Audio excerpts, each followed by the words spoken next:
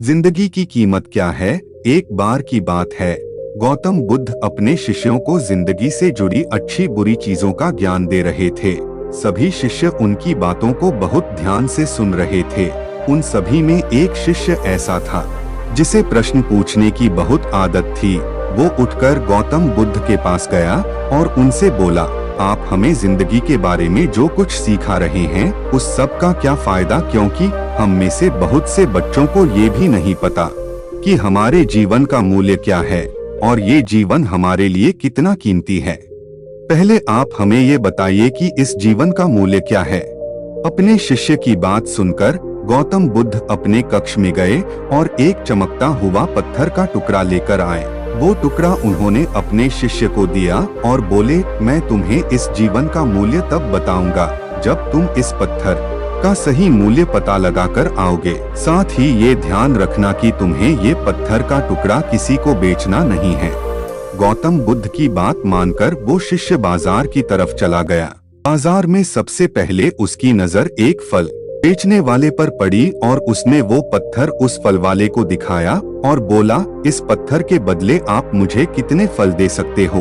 फल वाला बोला, ये पत्थर कुछ खास तो नहीं है, लेकिन फिर भी इसके बदले में तुम्हें 10 केले दे सकता हूँ। वो शिष्य उस पत्थर को लेकर आगे चला गया। फिर उसे एक सब्जी वाला मिला।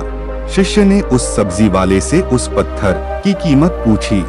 सब्जी वाले ने उस पत्थर को ध्यान से देखा और बोला, इस पत्थर की कीमत के बदले में तुम्हें ज्यादा से ज्यादा एक बोरी भरकर सब्जियां दे सकता हूँ। के बाद वो शिष्य उस पत्थर को लेकर एक सोने के व्यापारी के पास गया। पत्थर की टुकड़े की चमक देखते ही उस सुनार ने उसकी कीमत 100 सोने के सिक्के लगाई। शिष्य ने वो टुकड़ा बेचने से मना किया तो वो सुनार उसके बदले 200 सोने के सिक्के देने को भी राजी हो गया, लेकिन शिष्य ने वो पत्थर नहीं बेचा। इसके बाद वो शिष्य एक हीरों के व्यापारी के पास गया और उनके सामने उसने वो पत्थर के टुकड़े को रख दिया।